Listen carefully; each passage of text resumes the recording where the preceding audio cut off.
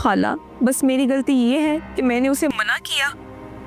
मगर खाला, मुझे अफसोस बाबर पर नहीं है। उससे तो मैं इससे ज़्यादा की उम्मीद भी नहीं रख सकती। दुख तो मुझे आप पर है। खाला, आप तो मुझे अपनी बेटी कहते हैं, लेकिन आपने तो मुझे अपने बेटे की मंगेतर के काबिल भी नहीं समझा। उसकी भी कोई इज्जत होती है। खुदा हाफिज खाला।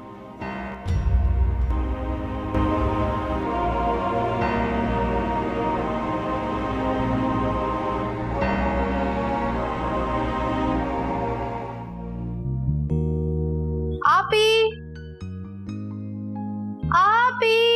हाँ यशमा, मैं यहाँ पर हूँ किचन में।